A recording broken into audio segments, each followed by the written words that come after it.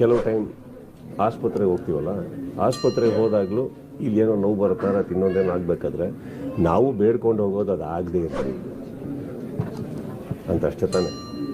ಆಗದೆ ಇರಲಿ ಅಂದಾಗ ಅಲ್ಲಿ ರಿಪೋರ್ಟ್ ಬಂದಾಗ ಅದಲ್ಲ ಅಂತಂದರೆ ಖುಷಿಯಾಗಿ ಮನೆಗೆ ಹೋಗ್ತೀವಿ. ಆಗಿದೆ ಅಂತ ಬಂದಾಗ ಏನು ಮಾಡಬೇಕಾಗುತ್ತೆ? ಟ್ರೀಟ್ಮೆಂಟ್ ತೊಗೊಬೇಕಾಗುತ್ತೆ.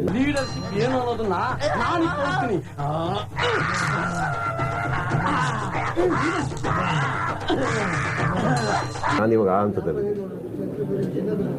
ಜಸ್ಟಿಸ್ ಬೇರೆ, ಫ್ರೆಂಡ್ಶಿಪ್ ಬೇರೆ, ರಿಲೇಷನ್ಶಿಪ್ ಬೇರೆ, ಇದೊಂದು ಬೇರೆ. ನಾನು ಇವತ್ತಿಂದ ಅಲ್ಲಪ್ಪ, ನಾನು ಯಾವತ್ತಿಂದ ಯಾರ ಬಗ್ಗೆ ಏನು ಮಾತಾಡೋದಲ್ಲ, ನನಗೆ ಬೇಕಾಗಿಲ್ಲ.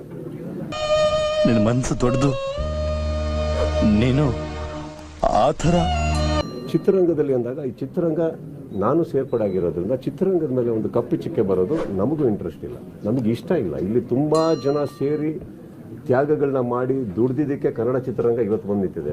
ಎಂಥ మంచివాడు, ಎಂಥ ನಂಬಿಕಸ್ತುడు. ఇలా వాడు ఉంటే తప్పుడే మళా బెళ ఇంకా ಆಯ್ತಾ ఉండేది. ఇలా వాడు ఉంటే ಏನ್ ನಿಲುವು ತಗೊಂತೀರ ಅಂತ ದಯವಿಟ್ಟು ಕೇಳಬೇಡಿ. ತಗೊಂಡಾಗೆಲ್ಲ ನಾವೆಲ್ಲರೂ ಎಷ್ಟು ಜೋಕ್ಸ್ ಆಗಿದೀವಿ ಅಂದ್ರೆ, ಯಾರೋ ಒಬ್ರು ಬರ್ತಾರೆ, ನಮಗೆ ಸಿಕ್ಕಾಪಟ್ಟೆ ಹೊಡಿತಾ ಇದ್ದಾರೆ ಇವರು ಮನೆಯಲ್ಲಿ ಅಂತ ಹೇಳ್ಬಿಟ್ಟು ಇನ್ನೊಬ್ರು ಮನೆಗೆ ಹೋಗ್ತಾರೆ, ಅವರಿಗೆ ಸಪೋರ್ಟ್ ಕೇಳ್ತಾರೆ, ಅವ್ರಿಗೆ ಸಪೋರ್ಟ್ ಮಾಡ್ತಾರೆ. ಫೈನಲ್ ಆಗಿ ಅವರಿಬ್ಬರು ಒಂದಾಗ್ತಾರೆ. ಸಪೋರ್ಟ್ ಮಾಡಿದವ್ರು ಗೂಬೆಗಳ ತರ ಕಾಣಿಸ್ತಾ ಇರ್ತಾರೆ. ಈಗ ಗೊತ್ತಾಯ್ತು.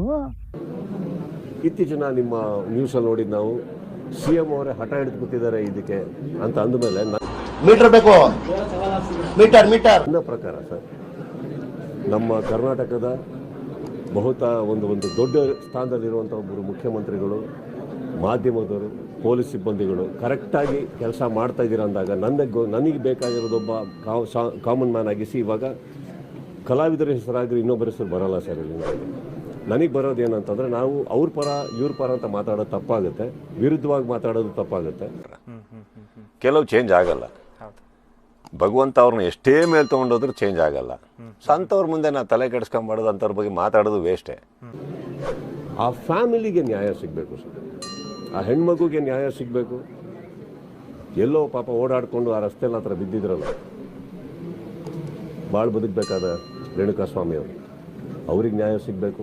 ಕಾನೂನು ಪ್ರಕಾರ ತಪ್ಪು ಮಾಡಿದವ್ರಿಗೆ ಶಿಕ್ಷೆ ಆಗಲೇಬೇಕು.